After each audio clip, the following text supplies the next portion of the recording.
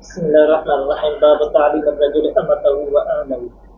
इमाम बुखारी रहमतुल्लाह अलैहि ही बाब क़ाइमु कयो आहे त मर्द पंहिंजी बानी ऐं पंहिंजे घर वारनि खे तालीम ॾे। छो? हिन जे करे त बार बार जेकॾहिं तकरार कंदव त इल्मु महफ़ूज़ रहंदो, जेकॾहिं बार बार तकरार न कंदव, घर वारनि खे तालीम न ॾींदव त इल्मु ज़ाया थी वेंदो। इमाम बुखारी इहे बाब क़ाइमु करे ॿुधायो त सिर्फ़ु मर्दनि खे न, पंहिंजी बानियुनि खे बि दीनी तालीम ॾियो ऐं पंहिंजे घर वारनि खे बि दीनी तालीम ॾियो। हाणे जॾहिं दीनी तालीम खे छॾींदव त मुआशिरो ख़राबु थींदो। पंहिंजे नियाणियुनि खे बि दीनी तालीम, घर वारनि खे बि दीनी तालीम ऐं उन सां गॾु जेके मातहत आहिनि उन्हनि खे बि दीनी तालीम ॾियो। जे दीनी तालीम न ॾींदव, ज़ाल खे ख़बर न आहे मुड़ुस जो क़दुरु कहिड़ो आहे, न्याणी खे ख़बर न आहे त बाबे जी इज़त ऐं अज़मत छा आहे, अमड़ जी इज़त अज़मत छा आहे, पोइ इहो रोज़ु जहिड़ो हूंदो घर में जीअं अॼुकल्ह आहे माउ ऐं धीअ जो।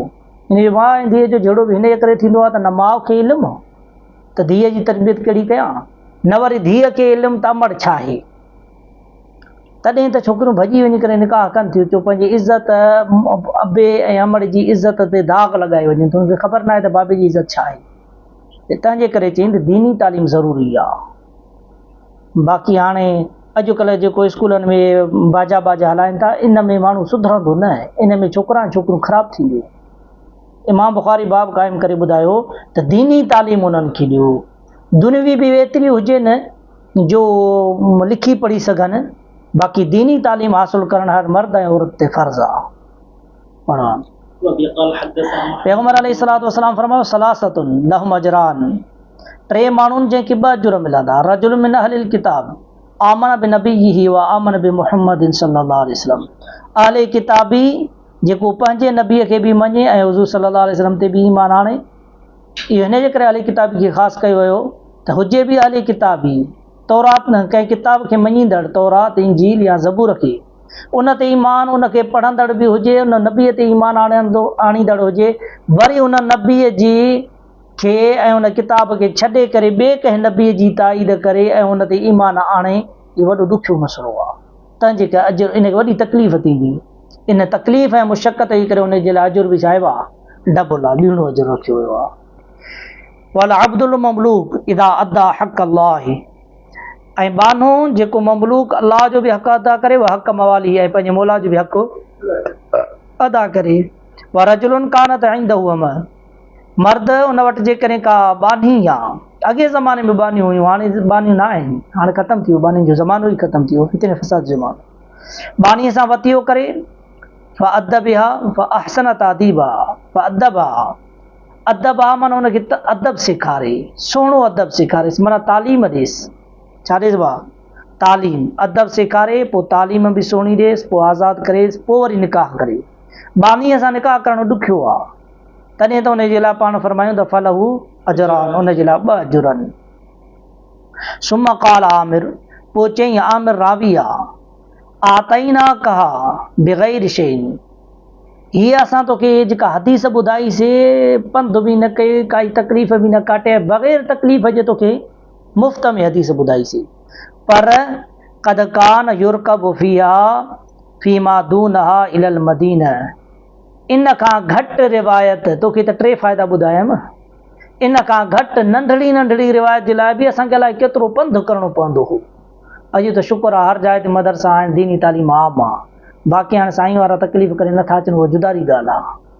हलो साईं। باب عزة الإمام النساء وتعليمهن. وبه قال حدثنا इज़्ज़त इमाम निसा व तालीमिन, इमाम जो वाइज़ करणु औरतुनि में ऐं उन्हनि औरतुनि खे तालीम ॾियणु, वाइज़ करे उन्हनि खे तालीम ॾे। हिते रिवायत आणे त इमाम बुखारी रहमतुल्लाह अलैहि इहो बाब क़ाइमु करे इमाम बुखारी रहमतुल्लाह अलैहि फरमायो त मर्दनि खे जीअं तालीम जी ज़रूरत आहे, त औरतुनि खे बि तालीम जी ज़रूरत आहे, उन्हनि खे बि वाइज़ नसीहत कजे। बाक़ी वाज़ छाखे चइबो आहे? वाइज़ चइबो आहे हर उहा ॻाल्हि जंहिं ॻाल्हि ॿुधण खां बाद में माण्हूअ जी दिलि आख़िरत जे तरफ़ माइल थिए, इहो वाइज़ आहे। दिलि नरम थिएसि, ख़ौफ़ ख़ुदा तारी थिएसि, आख़िरत यादि अचेसि, इनखे वाइज़ चइबो आहे। ॿिए नंबर ते अहकाम चइबो आहे, जंहिंमें ऐं तालीम चई न, ऐं तालीम चइबो आहे जंहिंमें अहकाम ॿुधाइजनि त हीअ शइ हलाल आहे, हीअ शइ हराम आहे। वाइज़ ऐं तालीम में इहो फ़र्क़ु आहे त तालीम में हिलत ऐं हुरमत जो ख़बर पवंदी आहे। वाइज़ में माण्हूअ जी वाज़ में माण्हूअ जी दिलि नरम थींदी आहे ऐं आख़िरत जे तरफ़ माइल थींदी आहे, उन जी दिलि उभरंदी आहे त आमाल सालिह कयां। त आमाल सालिह जी औरत खे बि ज़रूरत आहे, तॾहिं त ज़रूरत अथसि त पोइ वाइज़ कयोसि न। वाइज़ कंदवसि त छा थींदो? हाणे वाइज़ इहो सिंधी जो लफ़्ज़ मशहूरु थी वियो, असल में वाज़ आहे अरबी में, पर सिंधी में जो मशहूरु आहे त हर कंहिंजी ज़बान ते इहो ग़लबो थी वियो आहे, तॾहिं चऊं था वाइज़, न त असल में वाज़ आहे। हर हिकु माण्हू खे घुरिजे त पंहिंजे घर वारनि खे वाइज़ करे। वाइज़ करण जे करे उन्हनि जी दिलि छा थींदी? नरम थींदी, त अमल कंदा। अमल करण जे करे आख़िरत बि उनजी सवली थी पवंदी। आख़िरत में त हो बि वेंदा न भाउ मुस्लमान आहिनि, सम्झे। अहकाम बि सेखारिजनि, अहकाम एतिरा सेखारिजनि ख़बर त पए त हीअ शइ हलाल आहे, हीअ शइ हराम आहे, हीअ जाइज़ आहे, हीअ नाजाइज़ आहे। हैज़ जा मसला, निफ़ास जा मसला, पाकाई जा मसला उन्हनि खे ख़बर पए त कपिड़ा कीअं पाक कबा आहिनि, त घटि में घटि घर जो माहौल त सिधो थिए, सम्झी भाउ। हलवा पढ़ रिवायत आणींदो त मां इब्न अब्बास खे शाहिद बणायो, या शाहिद बणायो मां नबी सल्लल्लाहु अलैहि वसल्लम ते शाहिदी थो ॾियां त पैगम्बर अलैहिस्सलातु वस्सलाम हिकिड़ी दफ़े वाइज़ कनि पिया ज़ोहर जी निमाज़ खां पोइ। ईद जो ॾिहाड़ो हो। पोइ हुज़ूर सल्लल्लाहु अलैहि वसल्लम सम्झो त शायदि मुंहिंजो आवाज़ु औरतुनि ताईं न पहुतो आहे। उन ज़माने में औरतूं बि ईंदियूं हुयूं निमाज़ पढ़णु। पाण पैगम्बर अलैहिस्सलातु वस्सलाम उथिया ऐं हज़रत बिलाल बि नबी सल्लल्लाहु अलैहि वसल्लम सां गॾु उथियो। पाण विया औरतुनि जे मजमूए में, उते वञी करे औरतुनि में वाइज़ कयूं ऐं औरतुनि खे हुकुम कयूं त सदको ॾियो। छो त इहा हदीस ॿुधायूं, अॻे बि मां तव्हांखे ॿुधाई आहे त पैगम्बर अलैहिस्सलातु वस्सलाम फरमायो त जनम खे जॾहिं मां ॾिठो त ज़्यादातर औरतूं हुयूं। हाणे इन जहिड़ा बचा छा आहे त सदको कयो। जीअं जो इहो हुज़ूर सल्लल्लाहु अलैहि वसल्लम वाइज़ फरमायो त औरतुनि पंहिंजे कननि मां वालियूं, मुंडियूं सोन जूं कढी करे हुज़ूर सल्लल्लाहु अलैहि वसल्लम खे सदके में ॾिनियूं। अॼुकल्ह बि माण्हू जेकॾहिं वाइज़ करे थो त औरत खे असरु जल्दी वाइज़ जो थिए थो, छो त उनजी दिलि नरम आहे, उन सदको कढियो, सम्झो सही। हल पढ़। قال حدثنا سليمان بن حرب قال حدثنا شعبة عن أيوب قال سمعت أتى ابن أبي رباح قال سمعت ابن عباس قال أشهد على النبي صلى الله عليه وسلم وقال عطاء أشهد على ابن عباس أن النبي صلى الله عليه وسلم خرج معه بلال فظن أنه لم يسمى النساء فظن بمعنى يقين दिया فبعثهن وأمرهن بالصدقة فجعلت المرأة تلقي القرط والخاتمة قرط माना वाली, खातिमा माना मुंडियूं।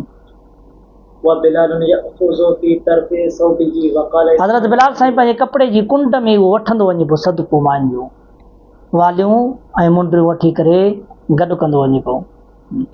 وقال إسماعيل أن أيوب أن عطاء قال ابن عباس أشهد على النبي صلى الله عليه وسلم शाहिदी ॾियां थो मां नबी साईं खे। باب الحرص على الحديث। ही बाब आहे त हदीस ते हिर्स कजे। इमाम बुखारी हे बाब क़ाइमु करे ॿुधायो त इल्म में हिर्स जाइज़ आहे। जीअं अॼुकल्ह ज़माने में पैसे ते माण्हू हरीस थी पिया आहिनि, सुबुह खां वठी शाम ताईं छिक छिका खाइण ते हरीस थी पिया आहिनि। इमाम बुखारी फरमाए थो इहो तव्हांजो मक़सदु खाइण पीअण दुनिया न आहे। असुल आहे त हिर्स माण्हू कहिड़ी शइ में कजे? इल्म में हिर्स कजे। हे 2 मिंट मां को अॻु में वियो आहे, मां अॻु में वञा, ईअं न त हे 5 मिंट देरि कया अथई मां अधु कलाकु देरि कयां, छो त हुन देरि कई न साईं, हो देरि थो अचे न तॾहिं मां बि देरि थो अचां साईं। वरी हो कलाक देरि अचे त हे 3 कलाक देरि, इहो हिर्स न थी भाउ, इहो नहुसत थी। इल्म में माण्हू हिर्स करे तकिड़ो थिए अॻु में, हुन थोरो यादि कयो तूं अञा घणो यादि कर।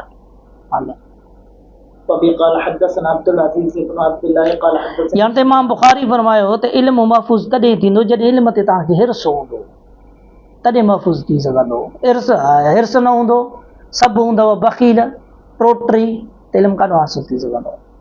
हल قال حدثنا عبد العزيز بن عبد الله قال उन हिर्स जो मिसाल ॾिनई त हिकु दफ़े हज़रत अबू हुरैरा रज़ियल्लाहु ताला अन्हु हुज़ूर सल्लल्लाहु अलैहि वसल्लम खां पुछा कई, ए अल्लाह जा रसूल, क़यामत जे ॾींहुं सभ खां वधीक तव्हांजी शफ़ाअत कंहिंखे मिलंदी, शफ़ाअत कंहिंखे हासिलु थींदी?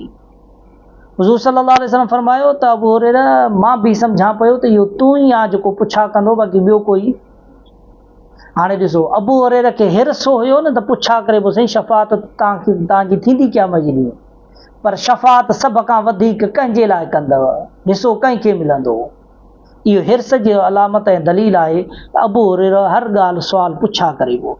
तव्हां पढ़ी आया शफ़ात जा 5 क़िस्म आहिनि। हूअं त नबी साईं जी शफ़ात 10 क़िस्मनि जी थींदी।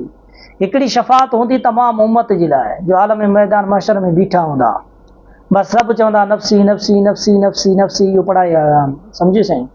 पोइ हुज़ूर सल्लल्लाहु अलैहि वसल्लम वटि वेंदा सभु, हज़रत आदम अलैहिस्सलाम गुनाह में थींदा, मूसा अलैहिस्सलाम गुनाह में, ईसा अलैहिस्सलाम गुनाह में, सभु ॿुधाईंदा त आख़िरी दर अथव मोहम्मद रसूलुल्लाह जो, उन जे दर ते वञो त शफ़ात थींदी।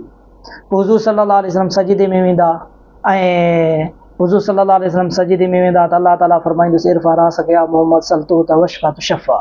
हिते पहिरीं शफ़ात जंहिंखे कुबरा शफ़ात कुबरा चइबो आहे, तमामु उम्मतुनि जे लाइ।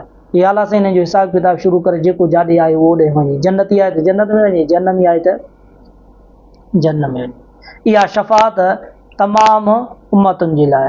उन खां बाद में ख़ासि पंहिंजी उम्मत जे लाइ, उहे उन उम्मतुनि जे लाइ जंहिंजे मथां जहन्नम वाजिब थी चुकी आहे। नबी साईं जी शफ़ात जे करे उहे काॾे वेंदा? जन्नत। हिकिड़ा उहे उम्मती जिन जे लाइ नबी साईं सिफ़ारिश कंदा बग़ैर हिसाब किताब जे लाइ जन्नत, अल्लाह साईं हिनखे बग़ैर हिसाब किताब जी जन्नत ॾे, इहा बि नबी साईं जी शफ़ात जे करे। हिकिड़ा उहे उम्मती जेके गुनाहगार आहिनि, गुनाह जे करे जहन्नम में पहुची चुका आहिनि, पुलसरात जे कुंडनि में फासी फासी फासी वञी जहन्नम जे तरे में पिया, हाणे उन्हनि जे लाइ नबी साईं शफ़ात कंदो त उनखे जहन्नम खां कढी काॾे मोकिलियो वेंदो? जन्नत। वरी जन्नतनि जे लाइ बि नबी साईं सिफ़ारिश कंदा, उन्हनि खे बि ज़रूरत पवंदी नबी साईं जी शफ़ात जे लाइ। उहे कहिड़ी? हुज़ूर सल्लल्लाहु अलैहि वसल्लम जंहिं जे लाइ शफ़ात जन्नतनि जे लाइ कंदो त उनजा दरजात बुलंद थी वेंदा। कंहिंजो दर्जो घटि आहे जन्नत में, शफ़ात कंदनि त दर्जो मथे थी वेंदुसि। अबू तालिब जे लाइ शफ़ात कंदा त रब हिनखे अज़ाब में तख़फ़ीफ़ कर। अल्लाह पढ़।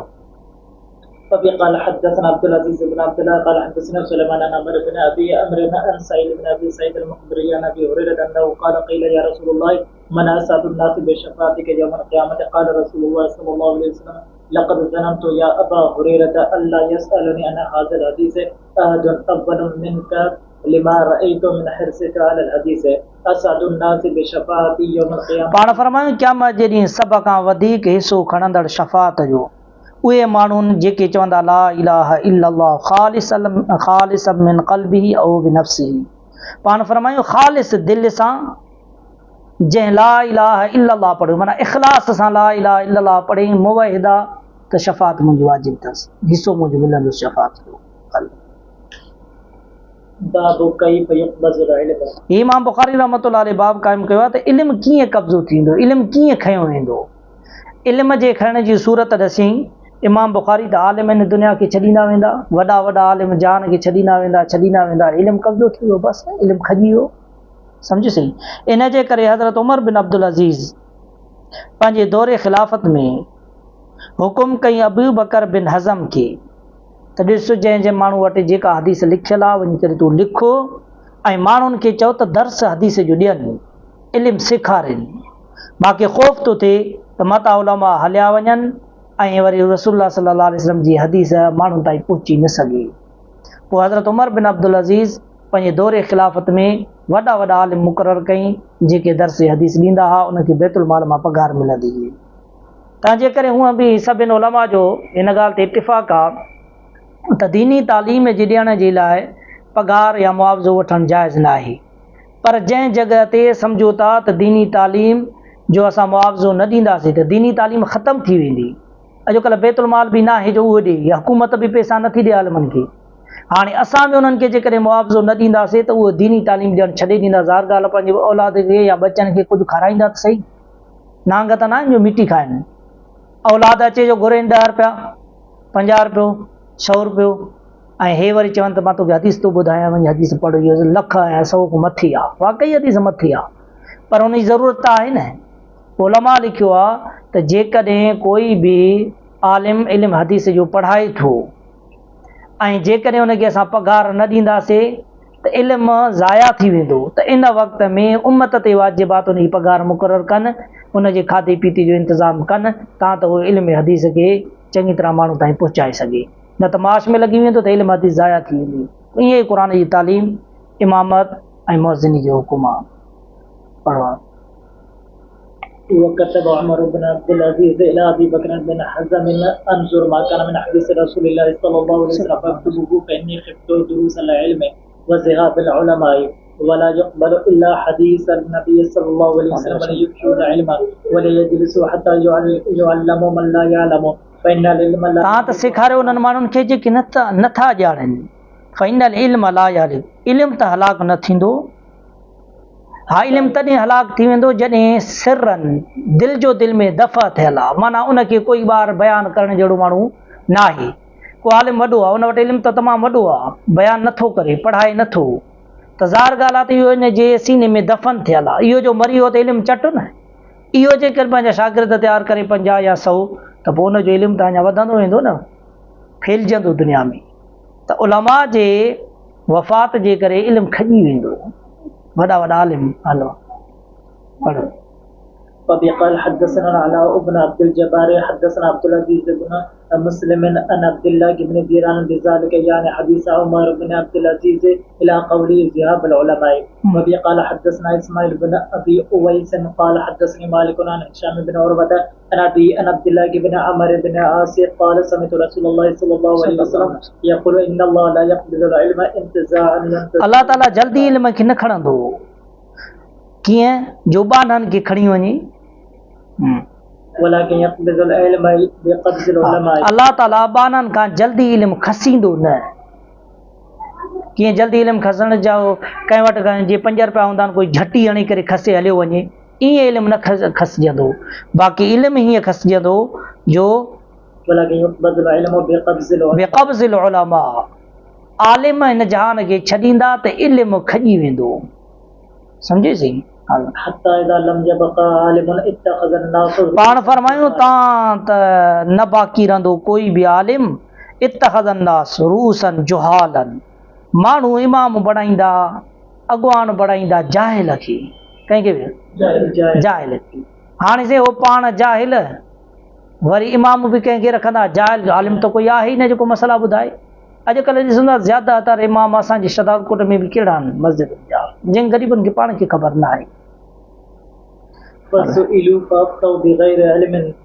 जॾहिं उन्हनि खां पुछा कई वेंदी त उहे फ़तवा ॾींदा बग़ैर इल्म जे पाण बि गुमराह ऐं जमायत बि गुमराह हल पुट قال الفروبري حدثنا عباس قال حدثنا قتيبة قال حدثنا جرير أن هشام نحوه وما علينا إلا البلاغ